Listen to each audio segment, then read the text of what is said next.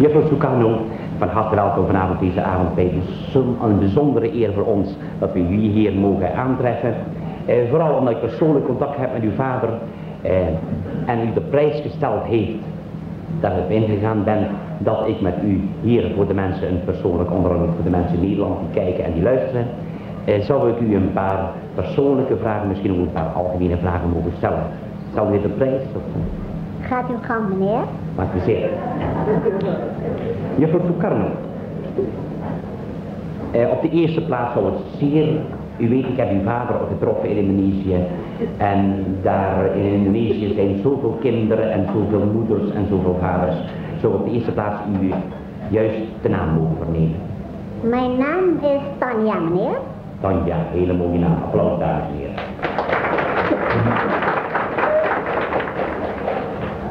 Juffrouw Sukarno, een inleidingsvraag is dus, hoe is u de reis naar Nederland bevallen?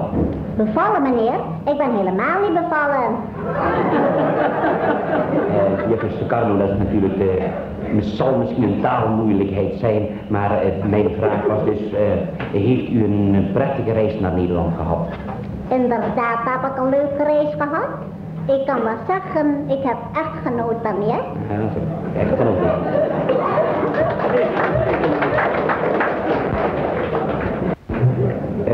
Mag ik ook vragen, op welke manier hebt u deze reis gemaakt? Heeft u gevlogen? Nee, meneer Van de Heuvel. Ik heb ze wel zien vliegen, ja? En later heb ik ze ook nog horen vliegen. Dus ik denk, laat ze maar vliegen. Zeer goed, zeer goed. U kwam in Nederland aan. Wat waren uw eerste goede indrukken toen u in Nederland aankwam? Mijn eerste goede indruk was dat er in Nederland vele mooie mannen zijn, ja? Oh,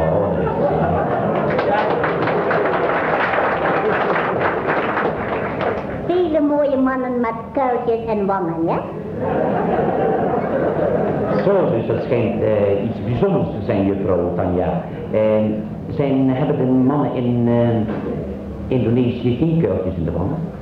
Onze mannen hebben wel kuiltjes in buik, ja?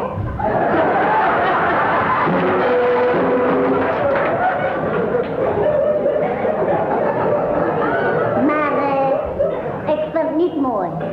Sommigen hebben zulke gaten. En deze mannen lopen ook echt in de gaten, ja. Juffrouw Sukarno, we stappen aan een onder. Ik heb met uw vader gesproken. Ik ben met hem praktisch door heel Indonesië geweest. En toch het enige wat mij niet is overgebleven, hoe hoog is de intelligentie van de gemiddelde Indonesiër? Die is ongeveer zo hoog, ja? Ja, maar ik mag toch aannemen dat u behoorlijk ontwikkeld bent. Ontwikkeld, meneer? Zoals u ziet kan ik de middelmaatjes dragen, ja? Ja. Nee, juffrouw Sukarno, heeft u ooit een hogeschool bezocht? Inderdaad heb ik bezocht. De hoogste was ongeveer 8 verdiepingen, ja? Dan moet u toch wel een behoorlijke vooropleiding gehad hebben om deze school te kunnen bezoeken. Een vooropleiding op deze school te komen, meneer? Ja. Helemaal niet, gewoon met een liftje.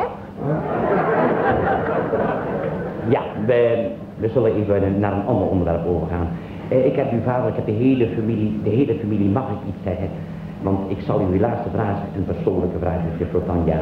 Hoeveel broers en zusters heeft u eigenlijk? Oh, dit is een zeer moeilijke vraag, meneer. Maar mijn vader zei altijd, laat de kleintjes tot mij komen. En zij zijn gekomen, meneer. Ze zijn gekomen, ja. Ja, ik geloof zelfs 37, als ik het goed genoteerd heb. Of iets hoger zelfs, iets hoger, ja. Daarbij had uw vader 14 vrouwen. Inderdaad, meneer. Voor onze begrippen mag u dan de vraag stellen, vindt u dat iets te veel van het goede? Oh, maar hij heeft wel genoten, ja? Ja.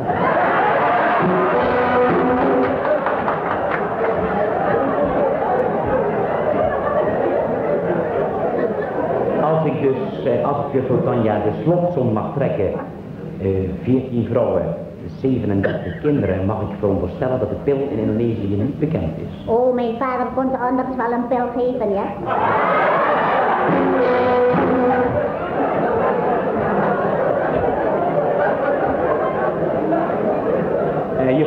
Sukarno, heeft uw vader ook hobby's? Inderdaad, de voornaamste hobby van mijn vader was jagen, ja. Zo. En waar joeg hij dan op? Op groot en klein wild, ja. En op welk wild het liefste? Op jong wild, 18 jaar, ja.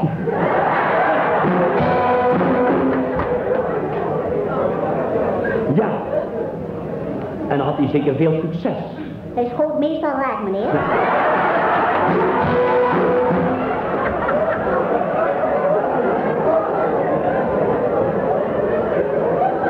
Juffrouw Sukarno, ik heb destijds uw halfbroer Toean getroffen. Wat mij, zeker de expressie van zijn gezicht en, enfin, u weet het zelf. Mag ik van u vernemen, wie was nou de moeder van Toean? Oh, de moeder van Toean is onbekend, ja? Zoals in Nederland in de meeste gevallen de vaders onbekend wensen te blijven.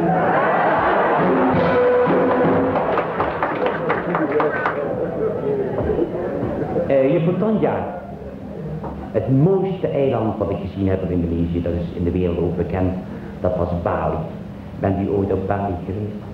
Ik zelf ben niet op Bali geweest, nee. Oh, juffrouw Tanja. Maar mijn vader wel. Ja, ik weet, ik ben met uw vader daar geweest, ja. Mijn vader ging altijd kijken naar die mooie figuren, ja? Mooie figuren, ja. En deze meisjes noemde hij dan ook de dansende biefstukken.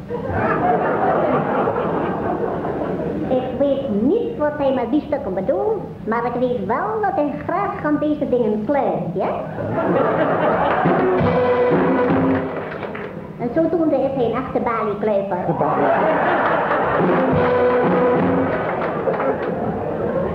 Juffrouw Tanja, ik kreeg net een bericht uit de studio en we mogen het niet te lang maken. We zijn zeer oprecht die vanavond hier bent geweest. Ik mag u dan nog een persoonlijke vraag stellen. Heeft u een hobby, juffrouw Tanja? Mijn voornaamste hobby is dansen, meneer. Ja, en ik weet, ik heb het ook al op de regio gekregen. U moet vanavond naar minister Luns, hè? Inderdaad, moet ik op bezoek en morgen meteen op de lunch. Ja, op de lunch, bij de lunch, ja, heel goed. Juffrouw Tanja, mag ik dan speciaal voor de mensen in Nederland en voor de mensen hier in de zaal van u verzoeken of u een exotische, Indische of Zuid-Amerikaanse iets met ritme, ja, voor u wel dan, kan dat? Graag gedaan, meneer. Dank u zeer.